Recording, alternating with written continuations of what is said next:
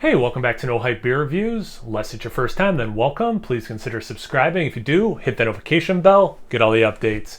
That's it for today's video. So the beer's courtesy of Felipe or Phil. No, I really appreciate it. I'm really excited. I'm doing this on a Tuesday because, it's a homebrew, so like, I don't know if that really counts as testing my palate, but this was inspired by Orval. It's not trying to be a clone. It's just inspired. It is a Belgian-style beer. So yeah, it just seemed like a fun one to do on a Tuesday. And I don't think I've ever reviewed that one on the channel. I'll have to double check, but if I have not, I should fix that. So he's calling it Be Gentle. It's my first time. 9.4% ABV, and again, a Brett beer. All right, Brett beer. Let's see if there's gonna be any craziness when I open this. Nope. Anticlimactic. I don't have an Orval glass. I also don't know exactly how to pronounce it. Is it Orval? So I use Chimay. I mean, Phil, that's really pouring nicely.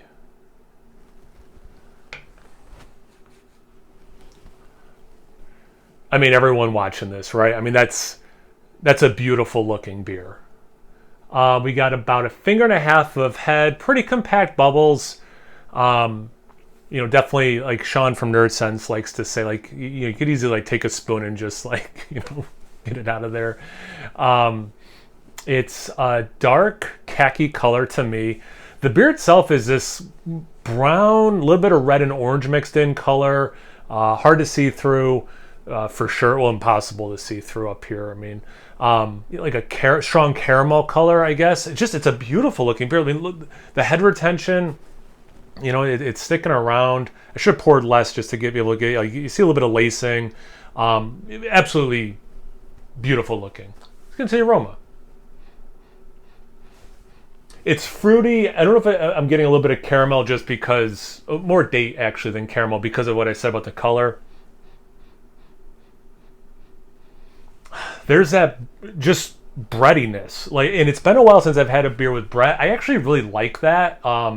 And this, I think this is going to be one of those reviews where I kind of kick myself, like, this is one of those things you like in beer, but you don't seek it out enough. What's wrong with you? I also don't see a ton of beers with Brett anymore, sadly.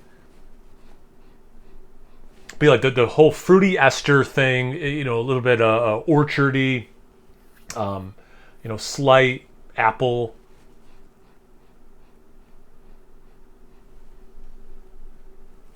Skins of some fruits. I could even see a little bit of like a peach skin. Look and aroma. This is upper tier. There you go. See about the taste. Cheers. Thanks again, Phil. Really appreciate it, man.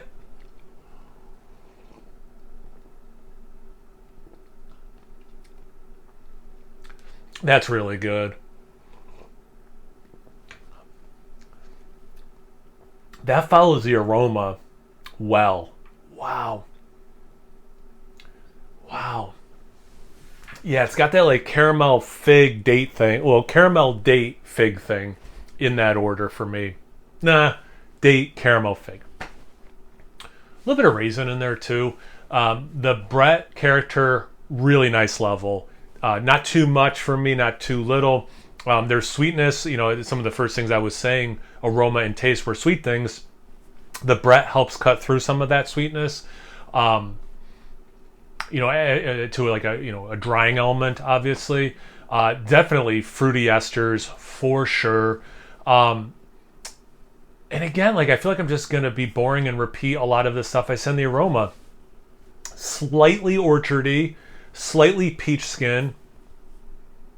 Oh, here's something different. A little bit of brown bread, which probably was in the aroma. I probably just missed that.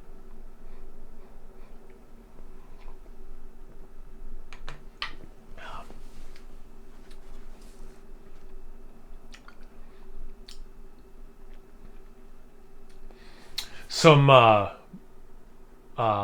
brown cracker. Specifically, the brown bread thing I stand behind also. I got this in another beer recently. I can't remember which one. and I don't know if they're like whole grain kind of a brown cracker. It wasn't wheat thins, but it's the same thing here. It's like this. It's just what I can't. It's probably one of those variety packs where you get like 5 different kinds of like fancy looking crackers. It's like one of those brown ones in one of those containers. But anyway, it's not one of the dominant flavors in this.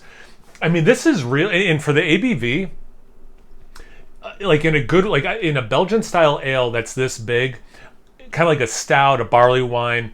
I like a little bit of that alcohol interwoven. To me, this is very interwoven. With any review, right? I'm always honest, trying to get my actual thoughts. I do typically like things. That's like a criticism some people have of me. Is I do like a lot of things. Like I'm not, a particularly picky eater.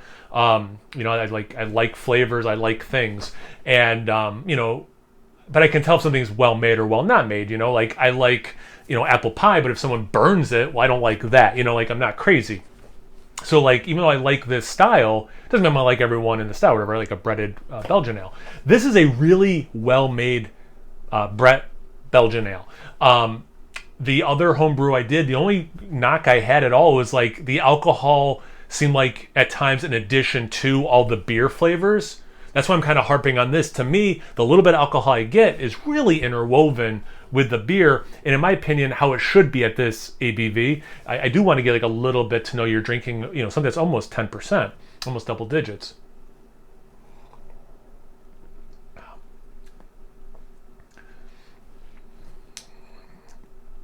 Like I mean, there's nothing I would tweak about the recipe. Like I would just, if I was you, Phil, and I was going to rebrew this, I don't know what tweaks I would make. Dude, this is phenomenal. This is really good.